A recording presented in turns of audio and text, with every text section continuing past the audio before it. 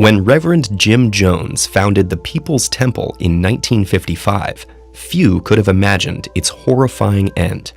This progressive religious movement rose in popularity and gained support from some of San Francisco's most prominent politicians. But in 1977, amidst revelations of brainwashing and abuse, Jones moved with several hundred followers to establish the commune of Jonestown in Guyana. Billed as a utopian paradise, the colony was more like a prison camp. And when a congressional delegation arrived to investigate its conditions, Jones executed his final plan.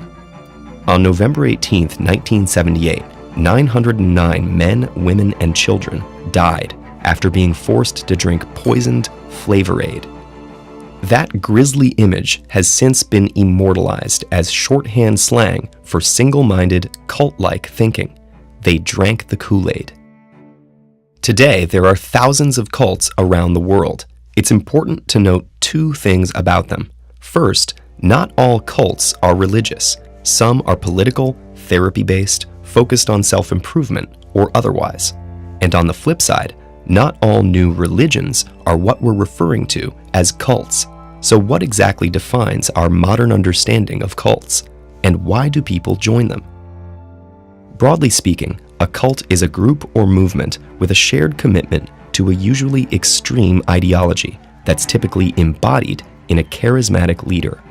And while few turn out as deadly as Jonestown or Heaven's Gate, which ended in a mass suicide of 39 people in 1997, most cults share some basic characteristics.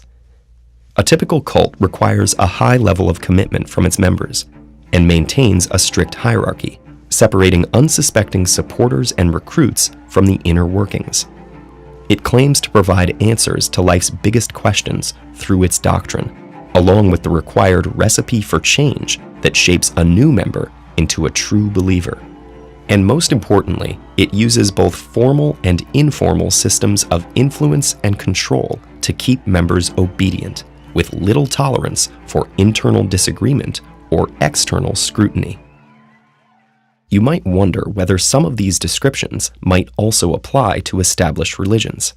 In fact, the word cultus originally described people who cultivated the worship of certain gods by performing rituals and maintaining temples.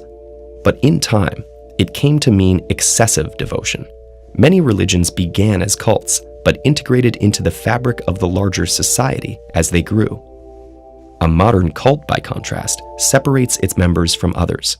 Rather than providing guidelines for members to live better lives, a cult seeks to directly control them, from personal and family relationships to financial assets and living arrangements.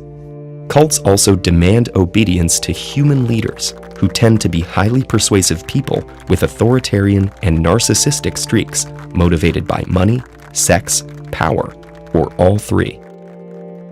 While a cult leader uses personal charisma to attract initial followers, further expansion works like a pyramid scheme, with earlier members recruiting new ones. Cults are skilled at knowing whom to target, often focusing on those new to an area, or who have recently undergone some personal or professional loss. Loneliness and a desire for meaning make one susceptible to friendly people offering community. The recruitment process can be subtle, sometimes taking months to establish a relationship. In fact, more than 2/3 of cult members are recruited by a friend, family member, or coworker, whose invitations are harder to refuse. Once in the cult, members are subjected to multiple forms of indoctrination. Some play on our natural inclination to mimic social behaviors or follow orders. Other methods may be more intense, using techniques of coercive persuasion involving guilt, shame, and fear.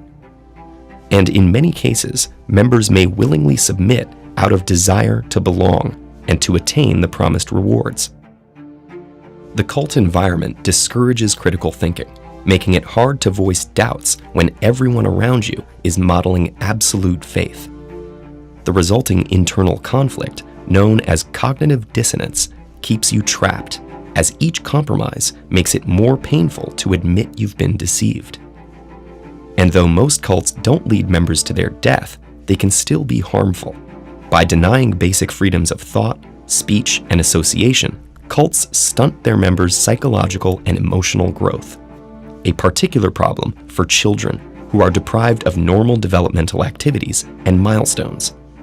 Nevertheless, many cult members eventually find a way out, whether through their own realizations, the help of family and friends, or when the cult falls apart due to external pressure or scandals.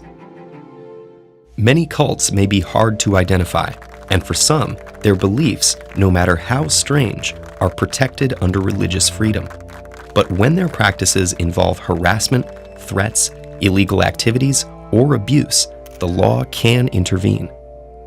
Believing in something should not come at the cost of your family and friends. And if someone tells you to sacrifice your relationships or morality for the greater good, they're most likely exploiting you for their own.